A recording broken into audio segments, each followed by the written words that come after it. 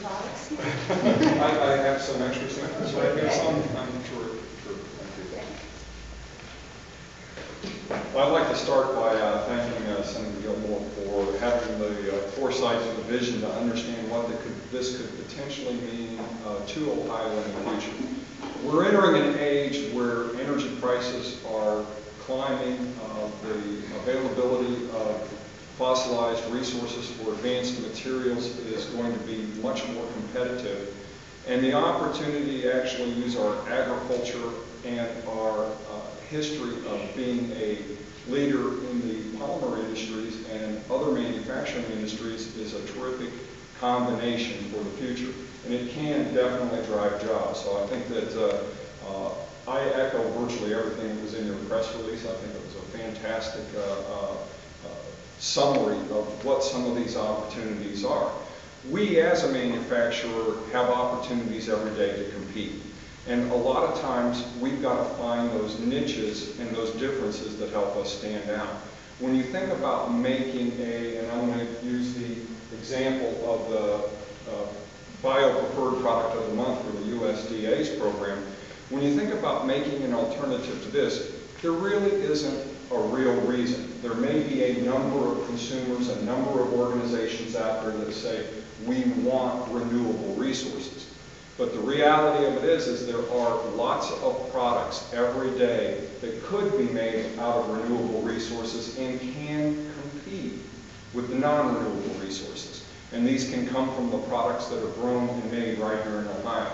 So that's an opportunity that we look at because as we see this entire technology develop, what's going to happen is going to create more technologies. The fact that we've had the opportunity to work with Battelle, work with the Ohio Soybean Council, work with OVEC, work with the Corn Growers Association, is meaning we're creating new technologies and new jobs in Ohio with new products that will be completely competitive. Building the awareness is critically important, and that's what I believe this bill really does, is it helps to bring to the focus that there are these potential cost-effective, competitive products that need to bring that awareness about. And I, again, like to thank Senator Gillmor for making this a possibility, and I appreciate the fact that it's a nonpartisan move toward building opportunities for Ohio and its technical future. Thank you. Words of the United Soybean Board, please come up. Thank you for coming this morning. My pleasure.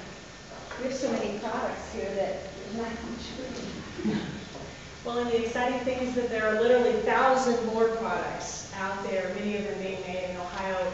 And it truly is a pleasure to come from Washington, D.C., where I've worked with the federal bio-based program since 2002.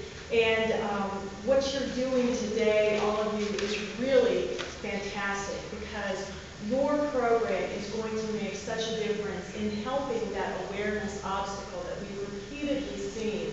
The United Soybean Board did research earlier this year that showed most Americans don't know what a bio-based product is.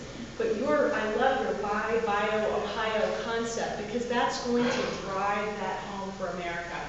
And it's really a critical time in America, as you know, to make this switch to greener products.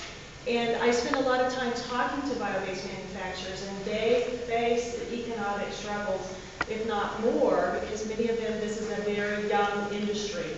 So what you're doing is going to bolster this change in our economy.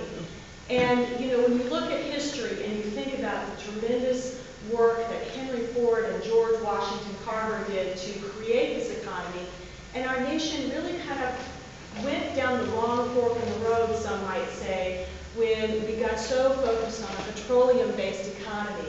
And I think what you're doing today is helping us shift our path that's going to have enormous opportunity for future generations. But having worked with the federal program, we know that change does not come easily.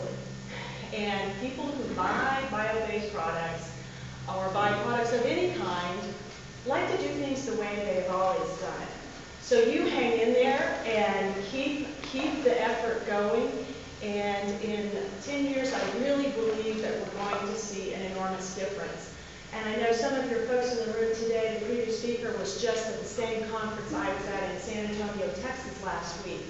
It was the General Services Administration's biggest government procurement conference. There were 10,000 procurement people from across the nation there. This was the second time that they had a bio-based program in conjunction with that event. I went last year, and people were like, "Who are you and what is this?" But it was a great feeling to come back this year and have people come, I bought some of this stuff after you were here last year. We like it. Can you tell me about more? So I'm hopeful that next year, if you have a press conference like this, you're going to have testimonials from people within the Ohio government who have tried it and they like it. A secret, really, that Senator Capri Cafaro and I are really the pit bulls of the Ohio Senate, so we don't worry about whether this is going to go into effect in Ohio or not. And now I'd like to call up Mark Watkins, the president of the Ohio Soybean Association. Thank you for coming. Thank you. Good morning. I would like to thank Senator Gillmor for her hard work here, and we really appreciate this moving forward. It's one of those things that we've been looking forward to, and we see this whole part of the production of these products based on renewable resources as a real promising thing for our state in the future, and I'm real excited about this program. Soybean farmers across the state, through what we call a checkoff, where we take a small percentage of our sales and put them and combine them and then use them for various purposes. One of the purposes we do with that is researching new products, and we've made that investment over the years in cooperation with Battelle here in Columbus and the OBIC Center, which is at Ohio State, and we're real excited about that, and it's brought forth the potential of a lot of products. And you combine that with the polymer industry, which is highly concentrated here in Ohio and really interested in a lot of these products. We see this as having great potential as we move forward. And I think we're right at the ground floor of that. This is just the beginning of this, but this program, one of the real challenges as you develop these products is you can get them, the science and the development done to the point where they're in a marketable position, but it's a challenge then to bring them to the market, because there's always the balancing act between bringing up production capacity and bringing up the use of them, and they have to kind of grow together. Somebody has to take the lead. So putting them into the procurement stream of the government helps bring up that volume level on a lot of these products, and helps them to build that industry to a point where it's viable. So I think this is a great program, mirroring what they're doing at the federal level.